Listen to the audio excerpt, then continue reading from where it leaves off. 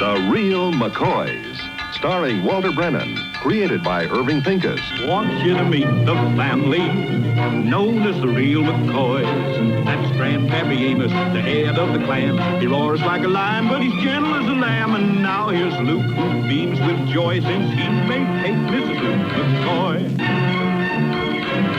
From West Virginia they came to stay in sunny California. Old Grandpappy Amos and the girls and the boys of the family known as the Real McCoys.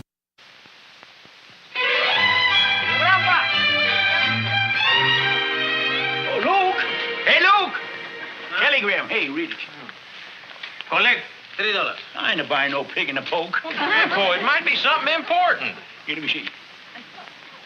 Luke, take a peek in there and see if you can catch a couple of words. If you see the word money or visit, I ain't accepting it. We're accepting it. Now, wait a minute, Luke. Yeah, just a minute. Here, Peppino, give him the $3. There you are. Oh, wait a minute. Here's 10 cents extra for his trouble. What's all the excitement? Telegram. Yeah. Well, that's from Wheeling, West Virginia. Wheeling, eh? Yeah. Go ahead, Luke. Go on. We regretfully inform you that your Uncle Wilfred McCoy passed on last night in his sleep. Uncle Willie.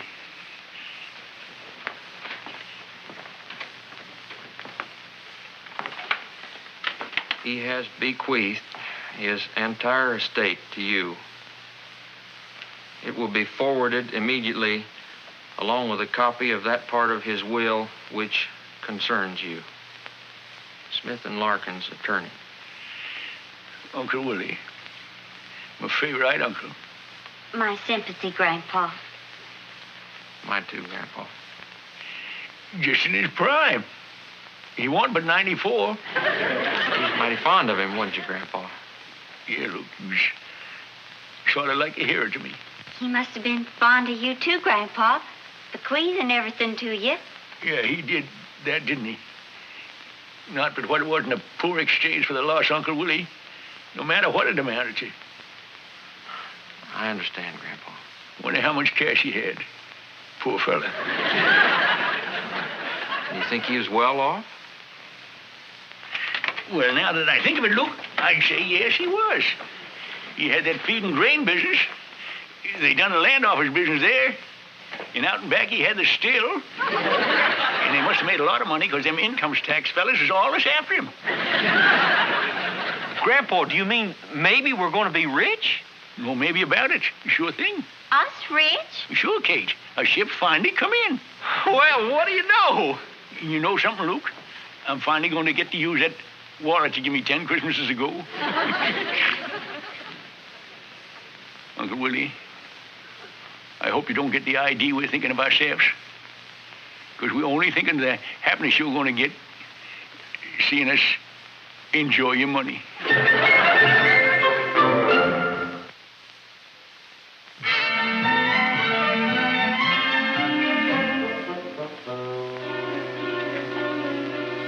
Well, after 94 years, this is his whole estate. You know, I got an idea that Grandpa's going to be awful let down when he finds out we ain't going to be rich. Maybe it's for the best, Luke. You know, things happen to families sometimes when they suddenly get a lot of money. Well, it looks like we're safe.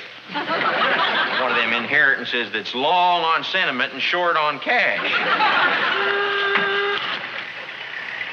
I just wish there was some way that we could break it to him gentle-like.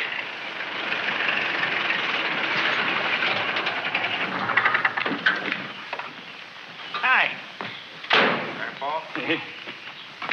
Well, I just priced them power cultivators in town. They don't cost but $400. Oh? Is that all? I give Mac a dollar deposit on one of them and told him we'd pick it up just as soon as Uncle Willie's bequeathment got here. It did, Grandpa. It did? Yeah. In a crate. In a crate? Well, holy smoke. Now, that's what I call real money when they has to send it in a crate. Where's it at? I'd like to wait around it in a while before I count it. Grandpa, it ain't money. It ain't? It's stocks and bonds. Well, the trade of them ain't too bad, neither.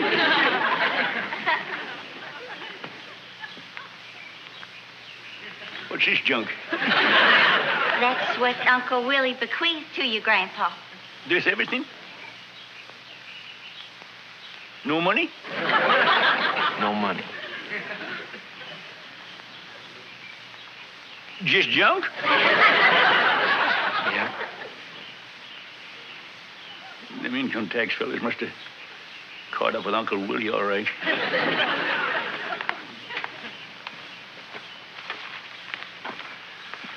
Well, I know it hit him hard. Maybe it's for the best, Luke. Oh, for gosh sake, Kate, will you stop always looking at the bright side of things? Not getting money's never for the best.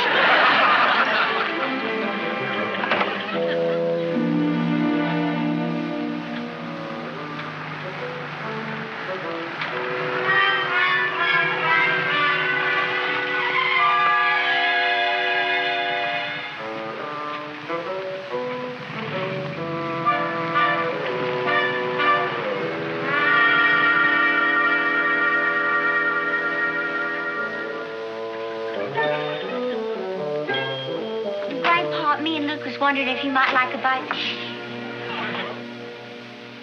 What are they doing out there? Can't you see they're looking at the furniture? And they're real interested, too. Grandpa, you ain't thinking of selling that furniture. And why not? You don't sell something somebody wills to you. It's a gift, sort of a remembrance. I ain't going to sell all of it. I'm going to keep the crate for the remembrance.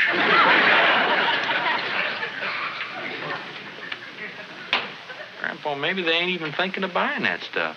Of course they are, Luke. I can tell by the way they're looking at it. You just leave them play with the bait just a little while longer. You sure got this down to a science, ain't you? Yeah.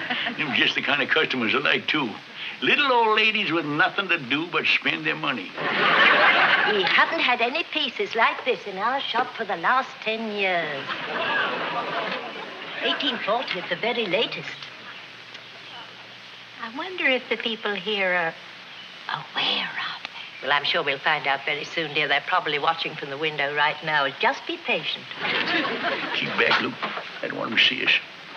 Might give them the idea that we was anxious. When are you going out there, Grandpa? I just want to get them good and hooked. You know, this is like catfishing, you know. I'd say this table was worth $150 to us, wouldn't you, dear? Just about. And that chest. Maybe 150. And that chair, 100. I'm sure we could get double that for you. Do you know how much you're going to ask, Grandpa? Top dollar. $10 for the table, $10 for the chest, and $5 for the chair. I ain't about to give them nothing away. You're asking the limit, all right. It's about time to reel them in, Luke. I'll go along and help you with the selling.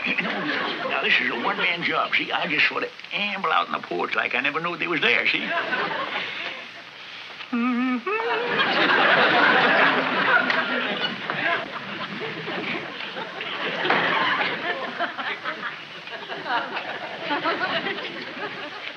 How'd you do?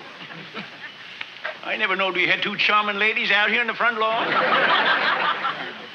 The personality type.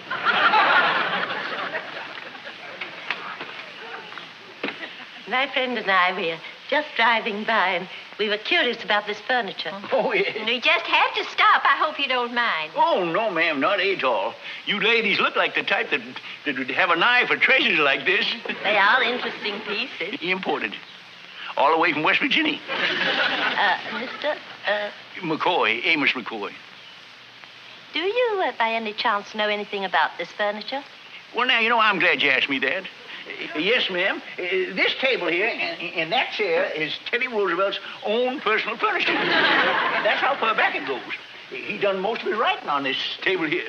You don't mean to say. Yes, and them's the packs. That's where he put his feet. Seeing as how he's a rough rider, I guess he had his spurs on most of the time.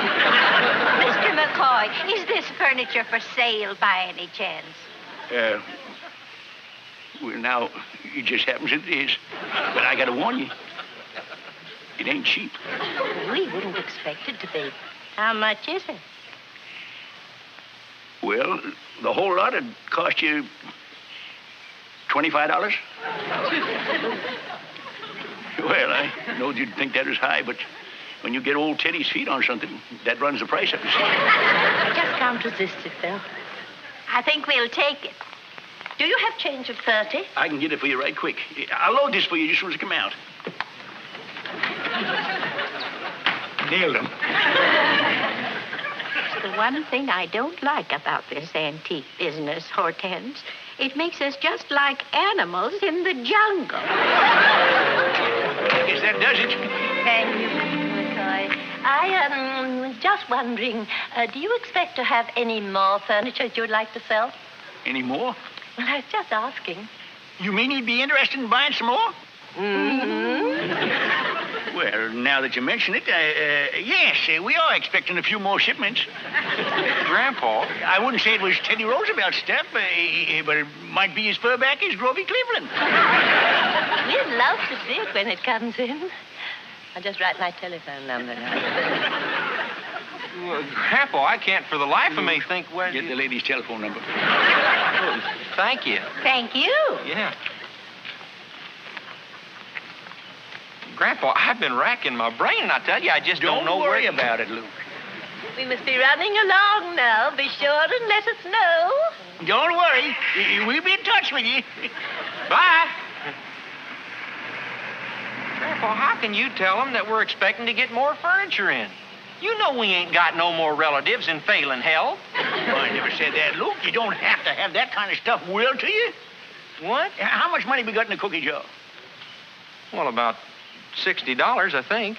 For that $25 I got from them, why, you know, Luke, there's farmers all over this valley. You get all kinds of junk like that. They sell it to us for song. We got the customers, them two old ladies, and that's the important thing. What, you mean we're going to spend all our money and go into the furniture selling business? Why, sure, Luke. The way I handle them old ladies, why, it was just a crying shame to leave a brain like mine lie fallow.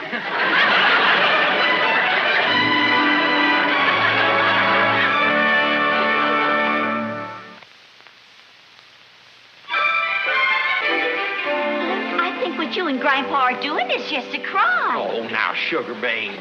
But holding a public auction right here in our own front lawn. I just can't believe it, Luke. Oh, you're just being picky. You see, me and Grandpa, we bought so much stuff, we figured it might be more than them two little old ladies could handle. There's likely to be more people driving by here just like they was. We're hoping for quite a crowd. I spent the last cent, Luke. Get the whole load for $32. The last cent. Give me a hand, will you, Luke? Yeah, Grandpa.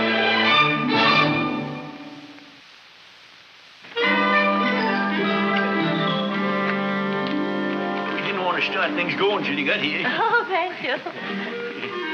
We saved these two seats for you so you could see real good. There ain't many folks that respect it, but that's better for you. See, that cuts down on the bidding. Lot number one, Luke. Right. Now, ladies and gentlemen, I feel I ought to tell you this. Like all old and valuable pieces, some of them has what they call minor flaws in them. Now, this don't hurt the value made for. Now, let's see what minor flaw this here has. Oh, why, this so minor I hardly noticed it. There's a leg missing. A broom handle, it'll fix it as good as new. Now, ladies and gentlemen, what am I bid for this priceless piece? Just a nod will do it. Anybody care to nod?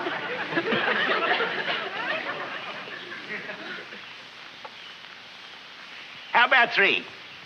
That ain't but $1 a leg. How much we pay for it, Luke?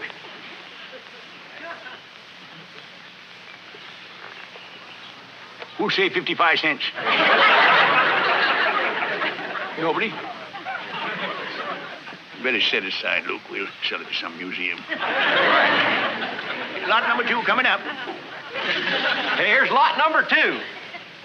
It's a mirror. Yeah, you ladies ought to be interested in this. How much am I bid? Ladies, I'd like to call your attention to the fine workmanship in this mirror.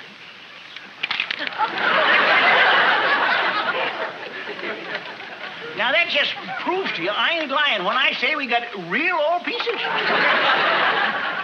Excuse me, sir, but you're going to miss a lot of bargains. You leave now. Lot number 3, look, on the double. Folks, we got some wonderful merchandise, and I'd hate to have you miss any of it. Lot number 3. Now, I'll bet that you wish many times you had something like this hanging up in your living room. A genuine dead deer. Come on, somebody want to start it? Anybody? Come on, anybody? Anybody start it? Nobody? Look, I guess you better put it aside. Lot number 4. Quarter? Better get lot 28, look.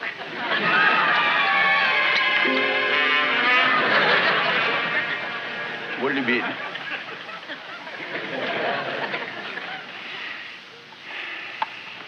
Lot number 64. Look.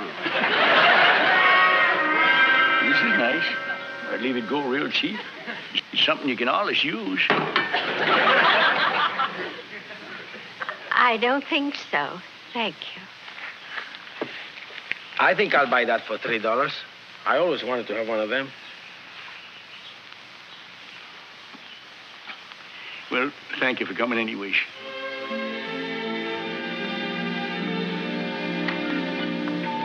Thanks to you.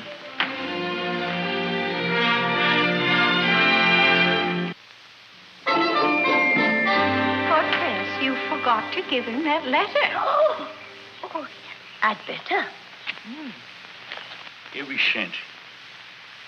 Well, Grandpa, it's all over and done with. I guess we just put it down to experience.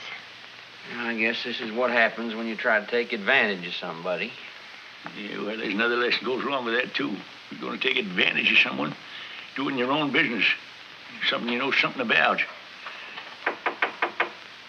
May we come in? Oh, sure. Certainly. Come right in, ladies. Mr. McCoy, here's a letter we found in the chest the other day. It's addressed to you. Oh, for me? Maybe it's something important. It's from Smith and Larkin, attorneys.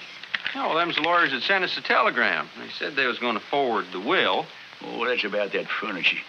Sorry we couldn't buy anything, Mr. McCoy. I'm glad you didn't. We want nothing but a bunch of junk out there. Well, the fact is we... And them furniture pieces you bought the other day. Well, I lied to you about them. Teddy Roosevelt wanted within 1,000 miles of them.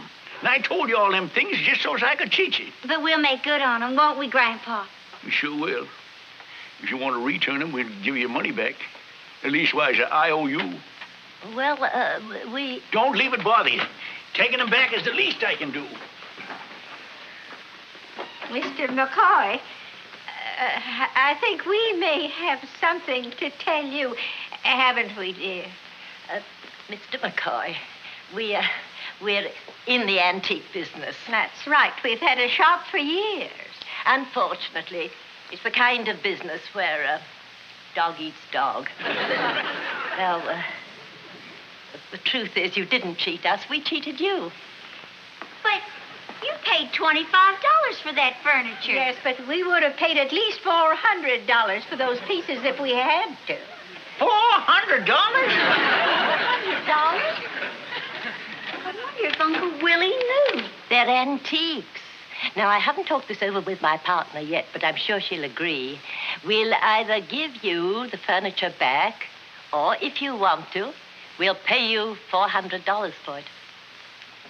Grandpa, did you hear that? I won't sell for a cent less than 410. Oh, for Pete's sake, Grandpa, will you stop being so piggish? We'll get back all our money that we paid for that junk out there and a whole lot more besides. I say 410. When a man's pig-headed, there just ain't nothing you can do about it. Grandpa. Not now, Kate. Now, if Grandpa, this is all about you. Later, Kate. Now, I think we could... You might want to hear this. What is it, sugar? Now, Kate. To my nephew, Amos McCoy, I leave the only things I have left. My few pieces of furniture. You're fine. Now, ladies, as long as we're in the middle of business dealing... I don't know if it's worth anything as furniture, but it might be worth something as a remembrance. Yeah, well, that's a mighty nice thought. Now, getting back to brass tacks. The chair is where I used to sit and hold little Amos on my lap when he wasn't but knee-high to a grasshopper and tell him yarns about hunting and fishing and all like that. Yeah, you're mighty interesting, too. You sure had a knack for telling him. You always sat in that same chair. The table was where I learned Amos how to draw all kinds of pictures. He was pretty good at it, too. And the chest, Yeah, the chest. The chest, that's where he used to let me store my slingshot and my fish lines and all that junk. Sure do bring back pleasant memories. Oh, ladies, if it's all the same to you and you ain't got no objections, I'd like to have that furniture back to keep. Of course. We'll be getting along. I got your phone number. I'll call you up and make an appointment to pick up the stuff. Oh, that'll be just fine. Bye. Bye. Bye. Fine animals of the jungle we are. Pussycats. Grandpa, I think this is the way Uncle Willie meant it to be. And that furniture's going to fit in here just perfect. Yeah. You sure recall a lot of pleasant memories. You know something, Luke? What's that, Grandpa? When my day comes, these pieces will all go to you and Kate. Oh, now, Grandpa, let's not talk about nothing like that. But there's just one thing. I don't know if that furniture's going to last another 50 years. Grandpa!